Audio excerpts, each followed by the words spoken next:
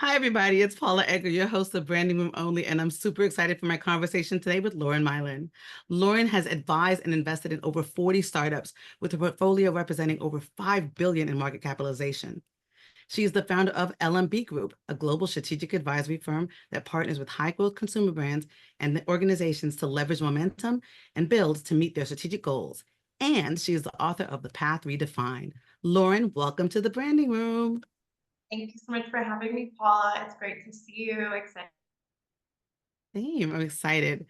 So tell me, what does personal brand mean to you and how do you define it? Personal brand to me is your reputation when you're not in the room.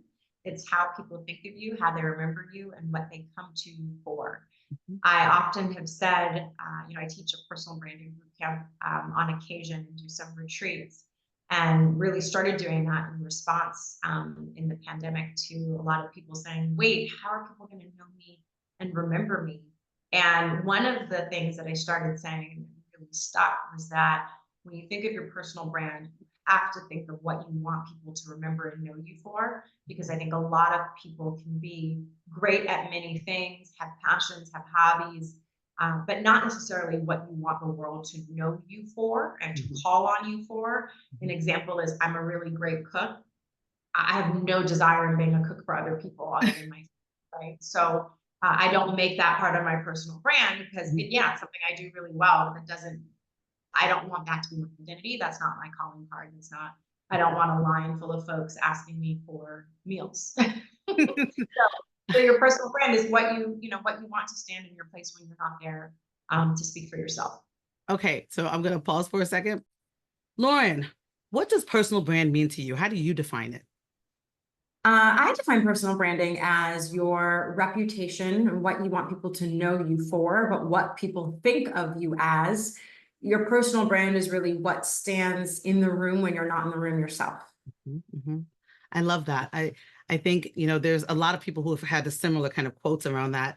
But one of the things I thought about when wanting to interview you, I was like, your personal brand is so strong, right? And that in that regardless of knowing the specifics, and I think, you want people to know what you do, but it feels strong. And that's not the case for a lot of people. Some people you can tell what they do, but it doesn't, the brand itself is not a brand. And for me, for you, a brand is a brand. But so I want to hear from you. How would you describe yourself in 3 different words or short phrases? 3 words or short phrases to describe my brand would be innovative, Mhm. confident, and empowering. Love that. Write that down. And I will say, I started hosting some personal branding boot camps Mhm. in the pandemic, and now hosting some of these as retreats in person in smaller group format to really help people harness their personal brands and bring them to life. But your brand should also have, yes, a look and feel. I think that's where a lot of people focus their look or feel like in terms of a template. But and you can maybe templatize some of it, but I do believe in bringing your personal brand to life. But your personal brand should align with your values, who you are as a person, your core values. And so if you in real life are persistent, if you are resilient, if you are confident, that should come through in your personal brand. So I appreciate you saying strong. And I think over the years, it might be strong in terms of, Teflon tough just because of time and consistency. But also I hope that it feels strong because that is reflective of my life experience. My life experience has forced me to become strong, resilient, resourceful, Teflon tough myself in many ways, both, thick skin, strong mind, strong spirit, unapologetic. I've been, building businesses as an entrepreneur before we had a movement for women to build businesses, before we had a movement of people of color making investments into companies, before the double minority women of color, let alone Black women, became investors or board directors. Like a lot of this work I've been doing before it had a coalition or a community or a group around me or us, right? Even I think of how you and I met. You and I met many years ago on an Apollo board, Mhm. and we were still few women at that table for the fast forward 50. We see now women in these roles of sitting on boards and, you know, owning their power. And I hope that that comes through in my brand, but more importantly, I hope that whoever's building a brand, man or woman, that your true essence comes through. That part, that authenticity that people use so freely, but sometimes don't really understand exactly what I think it's supposed to mean. All right, so tell me this, do you have a favorite quote or a mantra? My mantra changes.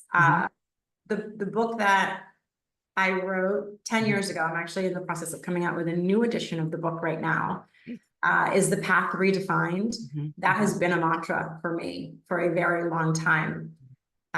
This notion of redefining your life, your path, your personal brand, your goals, you know, of being in permanent beta, a term that was coined by Reid Hoffman, that we're always starting. You know, we should always be starting. You can look at that as a leadership lesson. You can look at that as a personal branding lesson, but never resting on your laurels, and always taking an iterative approach to your life, your career, your brand, how you show up in the world is my mantra. So I would say The Path Redefined, it encapsulates, you know, a lot of growth mindset, innovation, accountability, authenticity, all of those things. And I think the other mantra would be the subtitle of my book, which is Getting to the Top on Your Own Terms. I've always believed in the ability for myself, but for other people as well, to get to the top on their own terms, to have, you know, no mountain's high enough, no dream is too big, no goal is unattainable, you know, and the only thing limiting you is yourself. And, you know, this notion of reminding yourself, like if you look at yourself every day and say, you know, I can get to the top on my own terms. Like if you believe it, truly, truly, truly believe it, there's so much that you can accomplish in life, in career. And I feel as though I'm living testament to that in many ways, because in many ways, I say often I shouldn't be here based upon statistics, based upon what I am on paper, what I have been on paper, single mom, early entrepreneur, all the things that I'm also not on paper, you know, not Ivy League educated. I've spoken at Ivy Leagues, I've given talks at most all of the Ivy Leagues. I didn't graduate from one. I went to FIT, for goodness sakes, and really proud of the degree that I have. But I think we are living in a world where we are constantly looking for validation, acceptance, and belonging. Yes. And it can.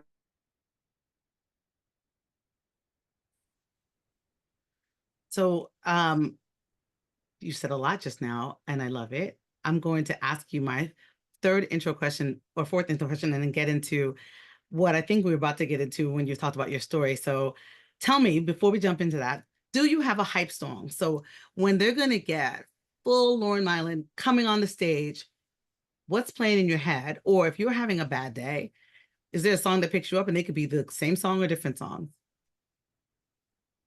No, it's actually funny that you asked that. I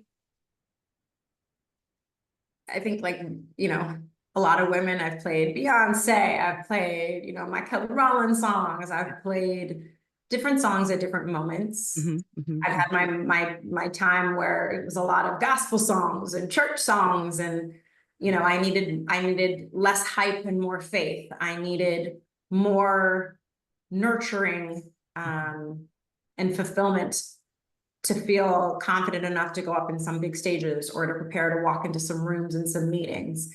Funny enough, in the last couple of years, I've wanted less influence in terms of how I don't want to feel so dependent on something else to give me the confidence to show up in moments where I need to perform at my best and highest self. And a lot of my own personal development and personal transformation that I've been working on is from within. And so, yes, there are some things that I might enjoy listening to, but I also now I listen to a lot of binaural beats. I listen to different hertz at different times within the day to set different moods and to help my mind channel in certain directions. So the music that I'm playing when I need to be innovative, it's not lyrical. It is more instrumental in terms of channeling my energy and less hyping me up, right? At nighttime, I used to be the typical entrepreneurial night owl who had all of their greatest ideas at 1 o'clock in the morning.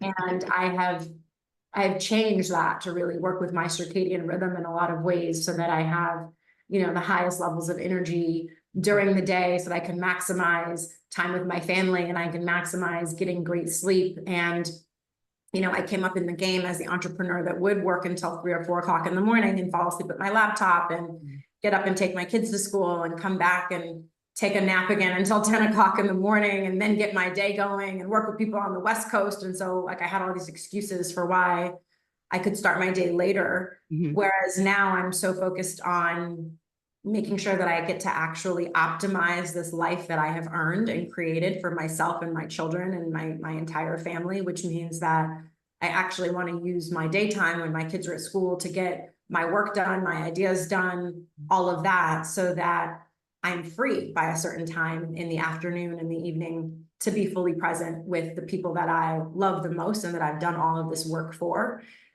So my music choices haven't been about hyping me up as much as it's been about channeling my energy to be my best and highest and most productive self in different moments throughout the day. I think you probably gave the most robust response to that question I've ever received on my podcast.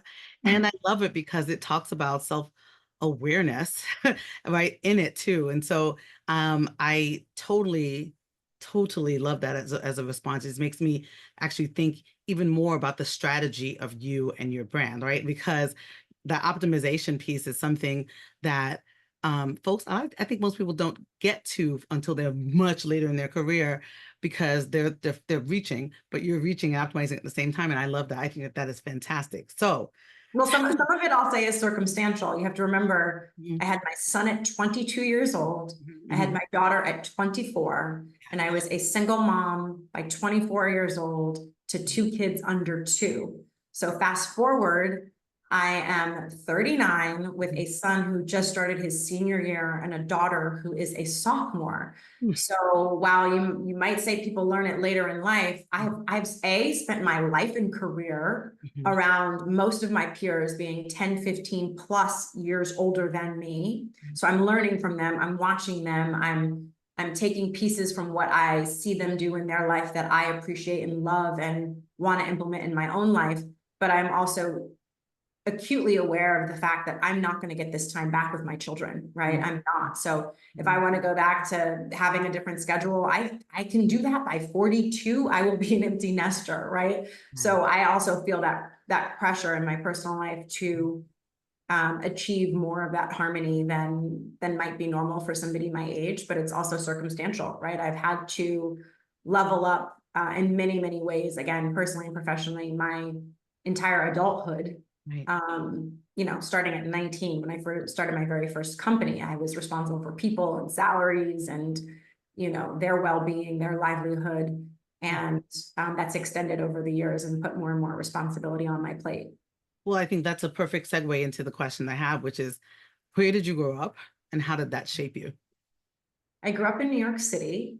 I grew up on the Upper East Side of Manhattan, which at the time was actually called Spanish Harlem, like right on the border of where the Upper East Side became Spanish Harlem. Now it's more legitimately, I think, called Carnegie Hill these days. And the way that I grew up was an interesting mashup, actually. I have a father who is from Louisiana, but raised in South Central LA by a strong-willed mother. My grandma passed away just 2 years ago, but she was the most remarkable, incredible, strong-willed, resilient woman I have ever met or known in my life.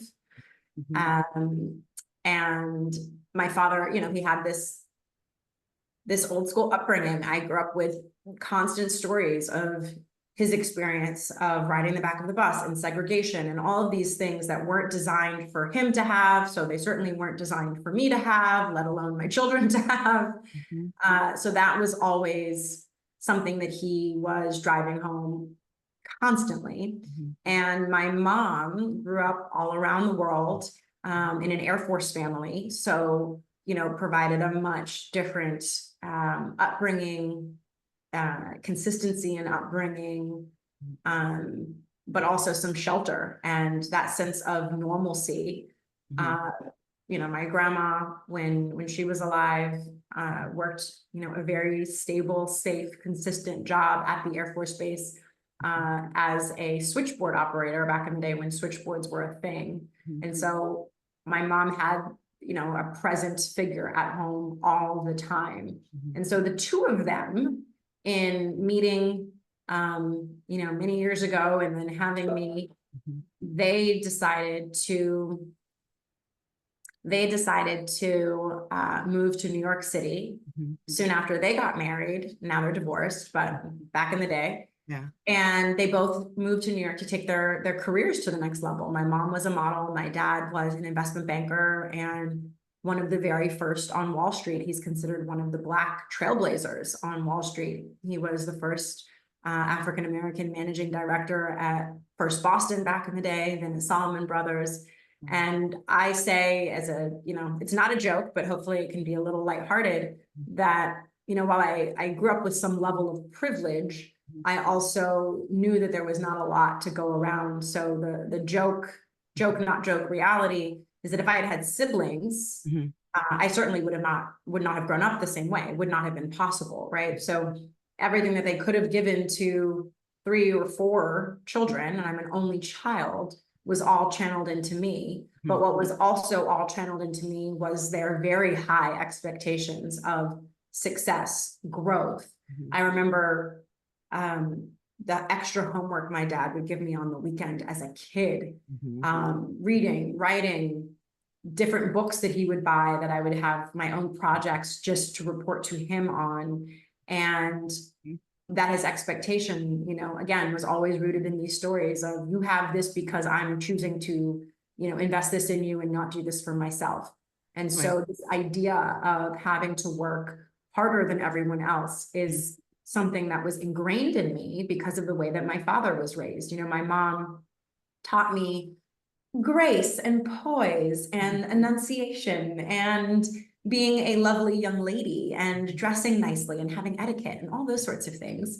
And my dad, you know, he possessed those things as well. But if you choose to take lanes, those are the lanes my mom took. And the lanes that my dad took were like, you're going to be smart. You're going to work hard. You're not just going to work hard. You're going to work harder than they think you can work. And you're going to always do it. And you're going to always outwork everyone.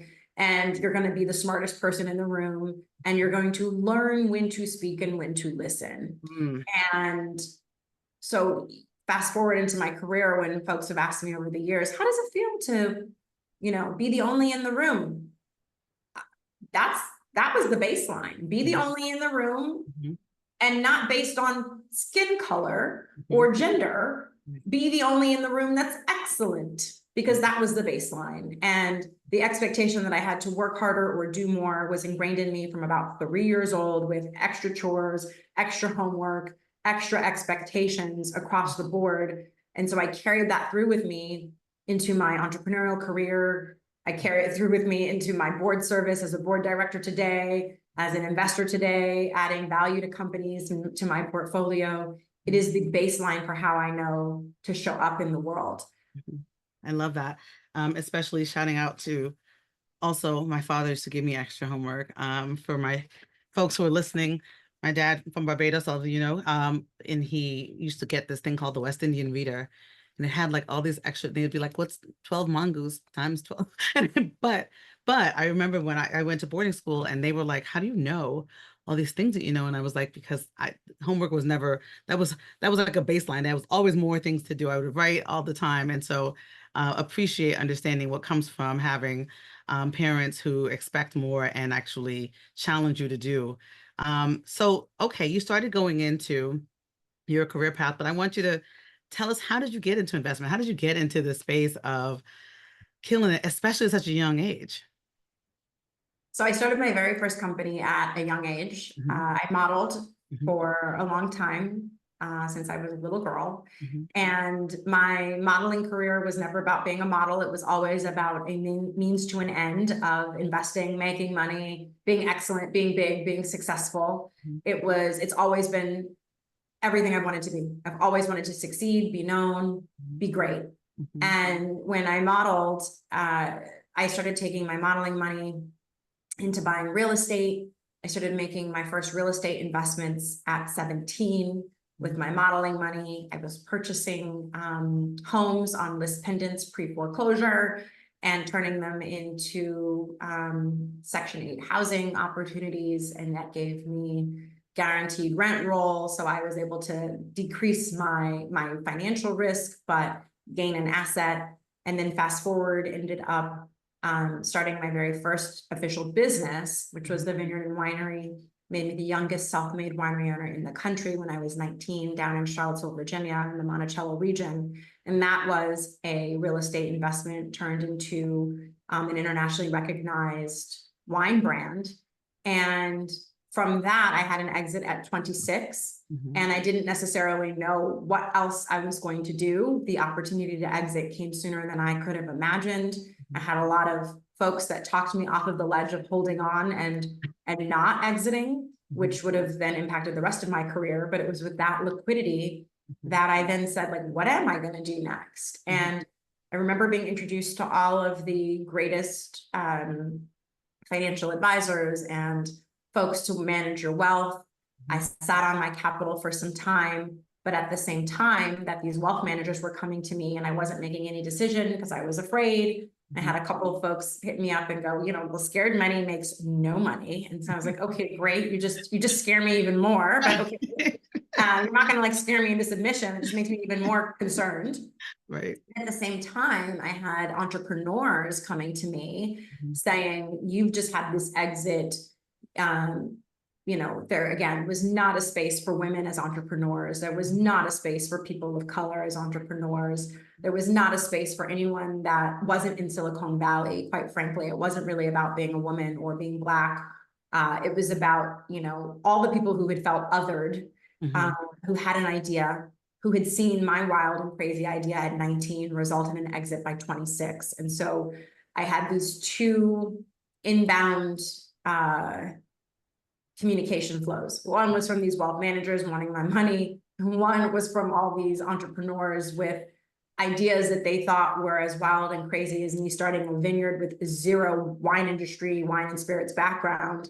And it felt safer and easier, more exciting and more familiar for me to help them build their brands and their businesses. And I still wasn't, comfortable giving my money to those wealth managers or to those entrepreneurs, but those entrepreneurs were happy with something that the wealth managers weren't. They were happy with just Lauren and my brain and my aptitude, my experience, my expertise, my connections, my know-how and strategy at the table. And so I became an advisor to some of these businesses that had come to me. And this is in the time where a lot of tech companies were subscription-based, right? Remember the time when everything was a subscription? It was, all the rave in the VC world. And then everybody had an upsell for their subscription. And how many people could you get at $9.99, $19.99, $29.99 to have a big old company? Yes. And again, some of those businesses that came to me were tangential to wine, spirits, hospitality, food, beverage, consumer packaged goods, CPG, what have you. And some were just excited by, the distribution that I'd had for the business, or the fact that I had built a direct-to-consumer business before we even called it D2C, right? I built a 90% direct-to-consumer company before that was a thing.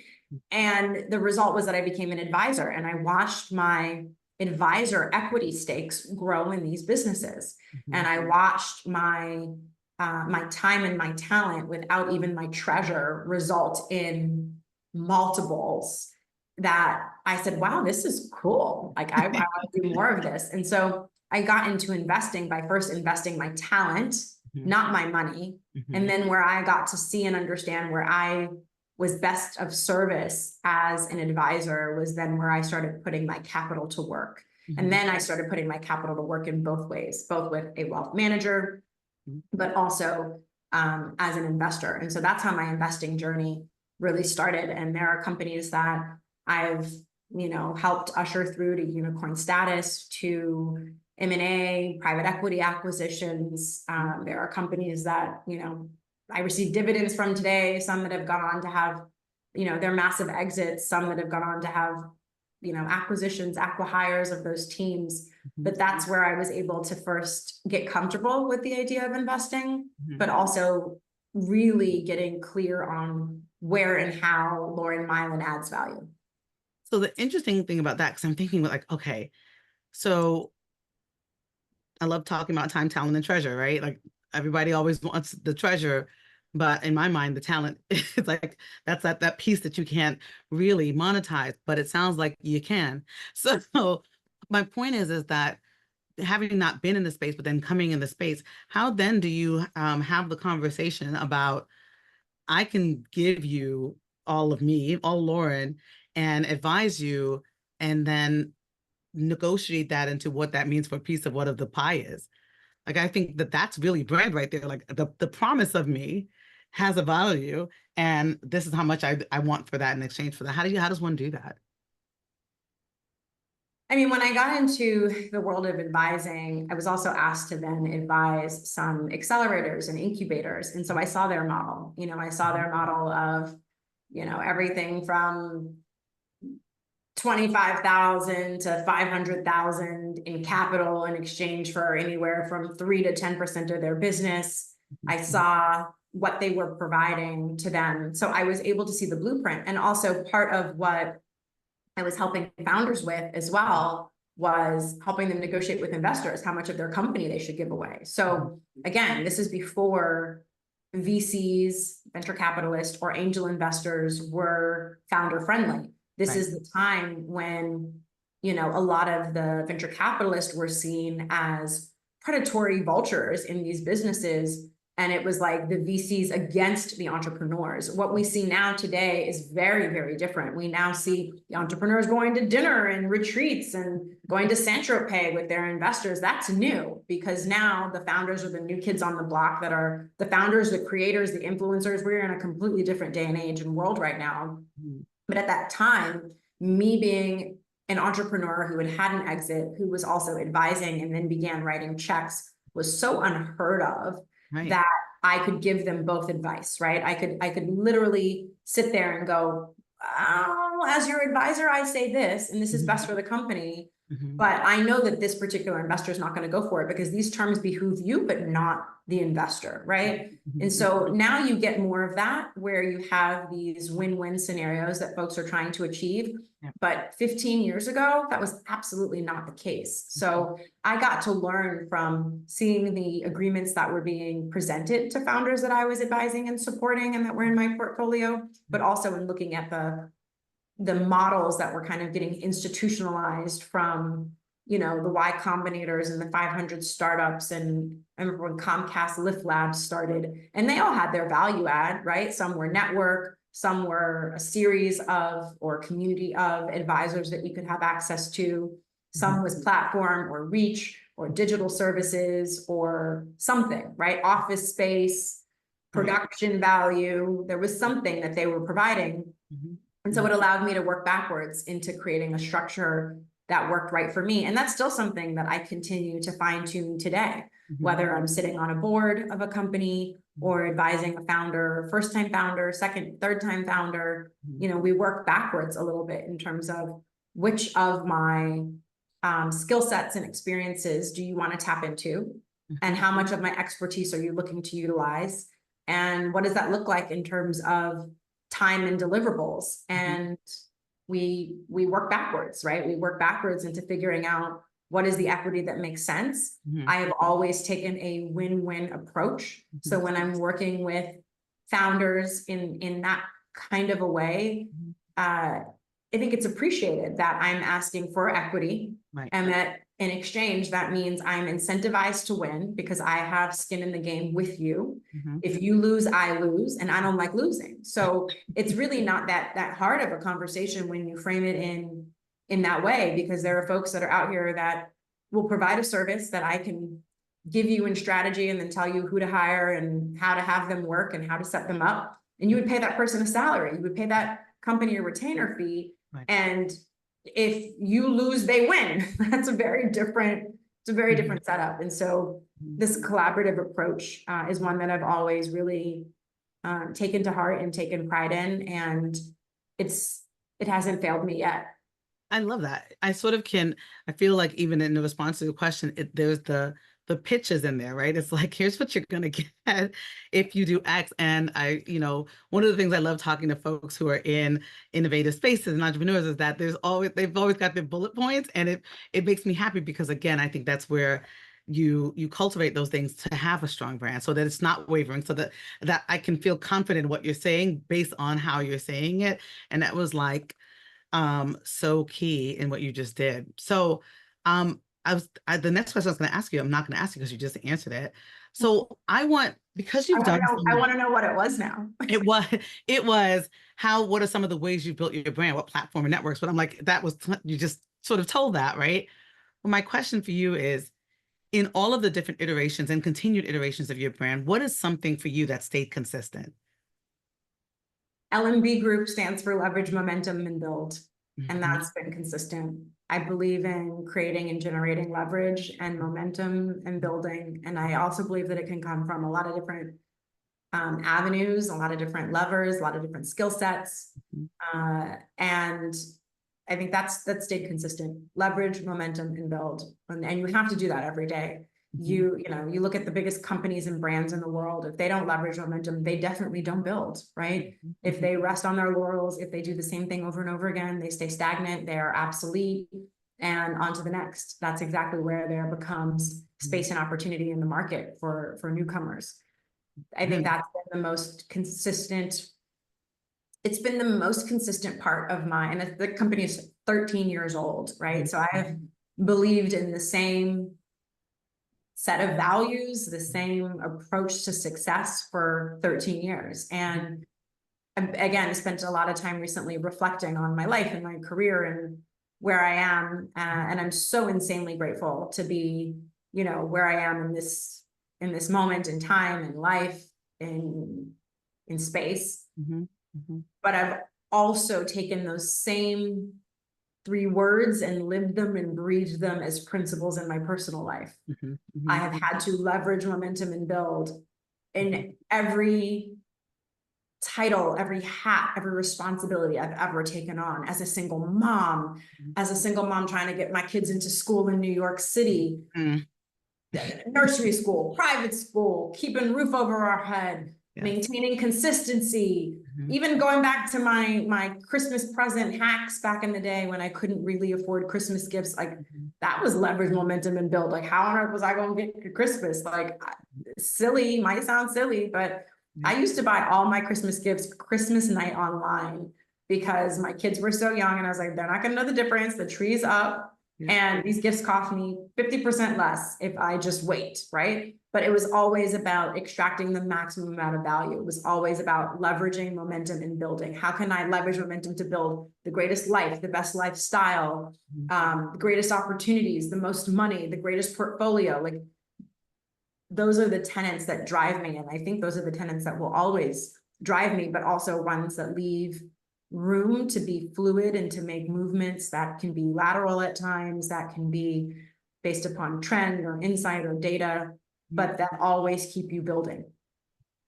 So when you just sort of laid that out, I thought to myself, over all of that, throughout all of that too, is strategy. Like it sounds like I can kind of see the wheels moving. Like there's always, right? What else is next? And so my business tagline is engage your hustle. And that's what you just said is exactly how I feel about it. I'm like, what's next?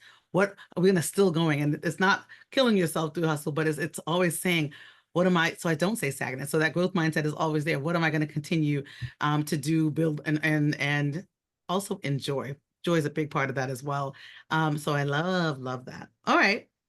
Cool. So you have talked about your forward pieces of this too, and leadership. And again, we met through volunteerism, right? In terms of the arts and at the Apollo. How have you leveraged some of those volunteer leadership opportunities to continue to build your brand? You just said it. Because I was gonna say I wasn't really volunteering. Like, yes, I suppose I was volunteering, but that to me was a leadership opportunity. Absolutely. It wasn't about, I was a single mom when we were on that board together. When I spearheaded the Apollo Young Patrons, I will never forget, Janelle Proco was, the president and CEO of the Apollo Theater. The Apollo wasn't necessarily at that time, embracing us young folk who did not yet have a lot of money to give back to them. So it was like, why are, like, okay, where's the there, Lauren? And I'm like, I'm going to show you the there. I'm going to show you. And now look at you, look at me, look at other folks that were on that board with us that are partners in private equity firms and millionaires, or on their way to becoming millionaires, or maybe even billionaires in the future. Who knows where they're going to be? But they are a lot further ahead than they were when we were all together in that conference room. I remember some of the times I'd bring wine from my vineyard and we'd order pizza and this and that, right? Like, we'd potluck our board meetings. Now we wanted to, we can meet up at fancy restaurants with white tablecloths and, orders over soul, right? Like, should we choose to. So that to me was a leadership lesson. That's what I say when I say the idea of wanting to be on boards. It's wonderful that we now have a push towards women on boards. I wanted to be on boards 15 years ago, not 20 years ago. 20 years ago when I was 19, I didn't want to be on boards. I didn't probably really understand what boards were. But 15 years ago, by the time I was beginning to exit my first company, and I had to engage with boards, I had to understand valuation of business and how to value my company and how to exit my company and payment terms and all these sorts of things.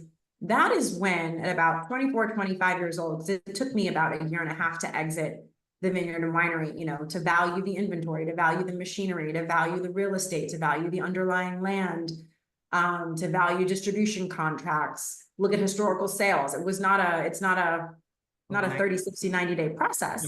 Right. And that's when I started saying to myself, I want to be on boards. Like, I understand why boards are important. I want to be on boards. But again, I didn't have the luxury as a single mom of saying, I'm going to go to HBS. I thought I was. I applied like I wanted to, but that was just not realistic for me to leave my babies in New York and Harlem and hop on a train as a single, who was going to watch my children? How was I going to do my homework? Like, I was going to afford to go to school and take the train and keep lights on and like not work. Like, it wasn't even an option. And so, the Apollo, spearheading that Young Patrons Board, proving out a model, being able to work closely with the team, being able to have that network effect. And as you know, that for me turned into co-chairing Dining with the Divas. Dining with the Divas is still such an important annual event that happens at the Apollo with the most powerful women in New York in the arts, and even women that come from across the country just to participate in that luncheon on Valentine's Day. That gave me network effect. That gave me exposure to boards and governance and how to present your ideas and how to vote on your ideas and how to have a quorum and proxies and all of these things that set me up. And so I ultimately, it was the Apollo board that I was on. I was on the board of the Children's Aid Society because I had given a sizable donation at the time to the Milbank Dunleavy Center in Harlem to reopen their pool, because they had this pool that kids of color, were supposed to have had access to, and it had no water, it had no lifeguard, it had nothing. So they had a swim team and created opportunities for them. And even that gave me exposure to the greater Children's Aid Society, both the local office, but then the greater organization on a national scale. And even leveraging Children's Aid Society and the Apollo, it was both me leveraging those opportunities in terms of how I spoke of the experience that I gained, but it was also my fellow board members and even the presidents of the organizations and the leaders and the executive directors and the EVPs and SVPs and other senior leaders seeing the ideas I had, how I showed up, how I executed on my ideas, that opened doors and invitations for inbound opportunities for me in board service. But it was certainly a switch. It was certainly a switch from nonprofit boards, which yes, is volunteerism, to compensated boards, rooted more in governance and growth, Yeah. that become, areas where you can make a mark and make a living. Yes, that is definitely on my vision board goal, because as a lawyer, they're always asking for you to be on boards, but I'm like, no, I want to be on boards where we're going to monetize this. And I think so much of what I did, to your point, I've always been leading something since when I was very, very little, and even going in high school and college, etc. And understanding that you learn people, but you also learn networks, you learn leadership style. There's so many different things. That's why I asked the question, because I think sometimes people undervalue the opportunity that exists in giving a little bit, because you get so much if you leverage the opportunities properly. And you just gave a masterclass in how to do so. So love that. So for all of us entrepreneurial folks out here, what advice do you have for people who are trying to build a brand, particularly, especially now, women of color who are looking to break into entrepreneurship or venture capital? Put yourself in the places that you want to be. And if it feels uncomfortable, go and do your homework. When you ask questions, make sure they're smart questions. When you have decided that there's an industry that you want to be in, read, watch. I don't care if it's YouTube, masterclass. I'll say I recently watched and fell in love with, I already liked her, but I watched Martha Stewart's masterclass on masterclass, and I was just like, brilliant. I watched it twice. I was like, oh my gosh, I want to know her. So I'm putting it out there. I want to know her. It's on my list of things to do, and I'm going to make it happen by the end of this year. Somehow I'm going to know her. Maybe your audience will help. But I was going to say, we'll figure it out. We're all going to rally together and make sure you get to meet Martha. But the way that she has stayed steadfast in her own vision, utilizing and repurposing every area of her life, her business, her interest, her expertise, her know-how, her creativity to feed another part of her business, to create this whole kind of circular ecosystem, is just brilliant, right? Yes. But if I think a lot of us say in life, like, oh, I want to meet somebody, it's very rare that I say, oh my God, there's somebody I really want to meet. But I'd be darned if I didn't do my research on Martha Stewart and I go meet Martha, right? So there are folks who say, I really want to meet whoever. I won't even rattle off names because Oprah, Beyonce, continue. I mean, yeah, but the world is so controversial these days. So it's like, I don't know what's safe to say, but whoever you want to meet, wherever they are, whatever they do your homework, right? Do your homework. If you want to be the next CEO or a leader of a tech company, of a consultancy, of whatever, do your homework, and do your homework, not just on that person, but do your homework on their role, their job. Watch videos, hear them first person, watch videos from folks that they have worked with, read books, read articles, read op-eds, watch them on stage, watch how they respond, see who they inherited their role from, look at how they've done things differently. And there's so much that you can learn through observation, right? We don't always have to have access. There are so many people that I have not had access to earlier on in my career, where I learned from watching. I learned from even listening to how other people told stories of those individuals. I mean, there's someone that I met years ago, finally, but I had been hearing about them from so many people that by the time I met them, I was like, I feel like I know you, because so many people that have followed your career, worked on your team, worked at agencies that reported into your team. Like, I had already learned about how they think, how they strategize, what they expect, how they communicate, how quickly they disseminate ideas, what execution looks like for them. So we can put up barriers to goals that we have based upon, hey, I'm not in the room, so I'm limited. Well, yeah, sure, but we're all limited some way, somehow. And even if you get in the room, you don't get unfettered access for like 24 hours, right? So even if you meet the person or have dinner with them, you got 90 minutes at best, right? But no, not really. How many times, especially when I did start getting access to really powerful, influential people in business, they would invite me for breakfast and it would go like this. Meet me at the Hyatt Regency at 62nd and Park I have, 8:30. 8:30 did not mean an hour. Mhm. 8:30 meant 8:30 to 9 o'clock. Yeah. Yep. It meant 30 minutes. Yes. And those 30 minutes should be well-informed, smart, not a, hi, how are you? And how are your kids? And da, da, da. I mean, sure, ask them how they're doing and what's going on in their life, but add value to them and make the best use of their time so that you are, asking smart, informed questions and showing that, and through that process, you show your own ingenuity, you show your own intelligence, but you also show your own thought process. I mean, even now, this might seem silly to some, but this is very true. Mhm. I started playing tennis about 2 years ago, a year and a half, I suppose, really. But I started playing more casually 2 years ago, Mhm. and I started playing consistently 18 months ago, and competitively about 9 months ago. Oh. And through playing tennis, Mhm.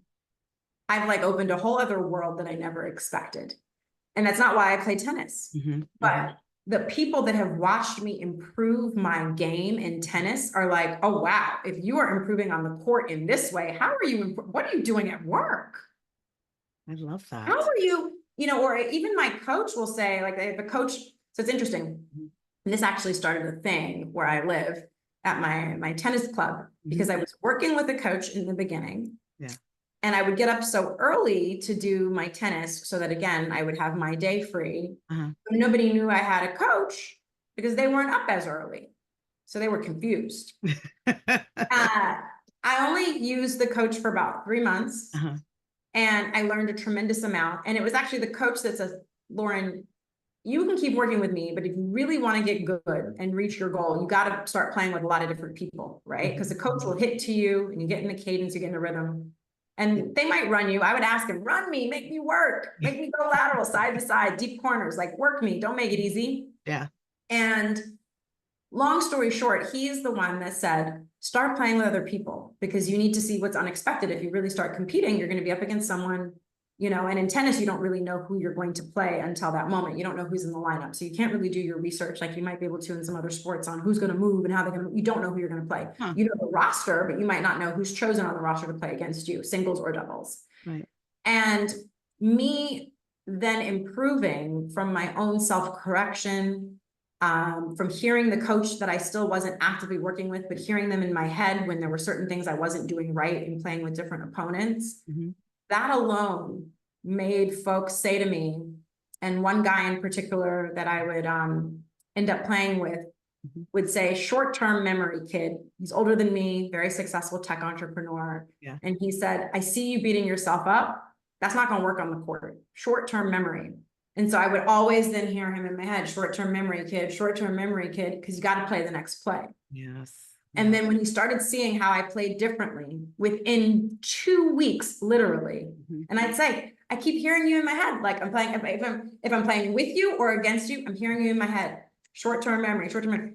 That translated into business conversations and business opportunity, because he's like, and the other thing was interesting is they watched me start tracking my stats on my watch, and then on a performance device, a Whoop. And so I was tracking my heart rate. I was tracking, my water intake. I was tracking my body fat by choice. Nobody's telling me to do these things, but I wanted to perform at my highest self. I stopped drinking. I wanted to be lean, mean. I wanted to perform. I wanted to see how great I could perform and push myself in my own iterations. And people watch. And it's a life lesson. And it's funny because I didn't necessarily play sports competitively as a child, but I now see how people fall in love with sports, why people fall in love with sports, the leadership skills that you can gain through sports, the analytical skills that you can gain through sports, the patience, the precision. But when you're learning that, imagine the people that are around you, those who are as smart as you or smarter, those who are as as big of a risk taker as you are, or those who might have ideas as wild as you, right? Because what a wild idea to start playing tennis at like 38, 37 and a half and say like, I want to be great. It's like, okay, goodbye, right? So somebody else who has a big vision in business and life, they're like, hey, Right. she's not afraid of a big Right. goal. It Right. translates. And so all of this to say, for your audience, being in the room doesn't always matter. But when you're in the room and the work you do before you get to the room, people watch. Yep. And so in your greatest opportunity, your greatest scenario is that all of the work you do prepares you for a moment to be in the room, even if it's a split second, for someone to observe your talent, your drive, your ability, your pursuit of greatness, to want to tap you on the shoulder and say, join me in something that I'm doing, because I see all these other qualities and characteristics in you, and I can teach you everything else. You can learn everything else. You can watch a video, get a book, go to a conference on whatever else to gain that domain expertise. But I want you on my team because I want someone who shows up like you show up. That is like a snapshot. I can just see the clip that's going to go viral. It's so perfect. I knew that we were gonna do this, and time is going to run. And of course, that's what is happening. So number one, you must come back for part 2 of me and Lauren take over the world. But before I go, I have to ask you 2 questions that I ask everybody, which is this. Well, actually, I'm only going to ask you one of them because you already answered one without knowing again. And don't worry about it, you did. I'm like, what was the other one? Okay. So I asked, it's a similar question to what I asked before about what is an authentic aspect of yourself that you'll never compromise on, but you already answered that in the other question about what stayed consistent. So that was a nice dovetail. But so the podcast is called Branding Room Only, which is a play on standing room only. And so my question is always, what is something that people are going to want to experience about you that will have them in a room where there are no seats and they can only stand to see you? What is that skill, experience, opportunity, whatever it is that they're going to stand in a room for you?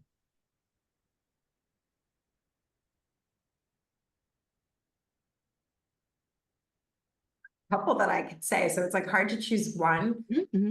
Choose one. I will choose your confidence. There's so many smart people in the world who aren't confident. There are so many closeted ideas and innovations that don't see the light of day because someone's not confident, because they don't think it's smart. They don't think it's great. They don't think it's refined. They don't think it's polished. They don't think it's ready. They don't have a co-founder. They don't have a funder. They don't have all, like, whatever it is. Yeah. And if you don't have that unshakable confidence in yourself, you won't be able to see the potential of your own greatness. And yeah, I hope that people who see me, work with me, listen to this episode, feel confident. And it's funny, I went to Dalton as a little girl in New York. But I have to preface that because now Dalton it's always been a well-regarded private school. But now it is known as a diverse place. And so I have to preface this with the context of saying, when I went to Dalton in the 80s and 90s and early 2000s, it was not a diverse place. I was the first kid in the history of Dalton to skip a grade. Wow. I skipped 2nd grade. I was the only Black kid in my class from nursery school until middle school because it was not known to be a diverse place. And so when people ask me now, do I feel comfortable being the only in certain rooms? Of course, been the only feels like my whole life. But what's funny is that Dalton's motto, even though the school is not a place that I felt very welcomed, it gave me a heck of a lot of confidence. It forced me to be confident. Forced me to be confident as a Black girl showing up with braids, glasses, braces, big old feet. You know, I was 9 years old with a woman's size 9 shoe. Wow. I had to be confident. My mom used to make some of my clothes. She loved sewing on her Singer sewing machine. I mean, all these things that I know my mom thought, again, that she was giving me like this perfect package, bless her heart. You know, it wasn't the coolest thing at school. And so this idea of confidence, I was forced into. But funny enough, the motto of Dalton, even though it's not a place where I had a wonderful experience, quite frankly, is go forth unafraid. And that motto is one that I love it's it. probably the only thing I like about the school, to tell you, is the motto, go forth unafraid, because that's what it taught me to do. And in many ways, it might have, you know, taught me to run away from some of the things that I experienced at the school, because it taught me everything I definitely didn't want. I didn't send my kids there when we lived in New York. I was pretty clear on the kind of experience in school life I didn't want, and that directed me towards what I did want. But go forth unafraid has become something that, you know, I've had to tell myself sometimes when I look in the mirror. And so I really hope that people, if they're in a standing room only with me, that they feel comfortable and they feel confident and that they can go forth unafraid. I think that that is a wonderful synopsis and something to give folks some inspiration to, which is also, I think, another word that I would use when it comes to thinking about you, and like to know that even if you yourself is not there yet, that you can get there. And you're obviously showing over and over again that the path is one that you'll continue to define as you go on it. And so tell my people how they should find out more about the book relaunch and stay in contact with you and what's up with you. I'm at Lauren Mylan on social media everywhere. So if my last name is too long and complicated, put MAI and you'll get to it. It should pop up. You know, so Instagram, LinkedIn, I'm super active on. I have a newsletter there, laurenmylan.com. I have a community of over 13,000 that are, you know, reading and listening to my advice on a weekly basis. And I'm hosting, you know, retreats and experiences and masterminds as well. I'd love to have you there, Paula. So maybe we can get some of your audience to come join us together at a personal branding retreat or a brand building retreat, whether it's their personal brand or their business. And the book, The Path Redefined, is coming out with a new edition just in a couple of months. Will be out in probably 2 months. So really, really excited about that. You know, the book came out in 2014. It came out 10 years ago with this mantra of the path redefined, and this subtitle that I really wanted to spur a movement of getting to the top on your own terms. And so the new edition is distilling 10 years worth of updates of me taking my own medicine, redefining my own path, getting to the top on my own terms. And if I can do it, I want everyone else to be confident that they can too. I love that. And I'm glad that we have paths that cross and continue to cross. Thank you for being on the show. You must come back.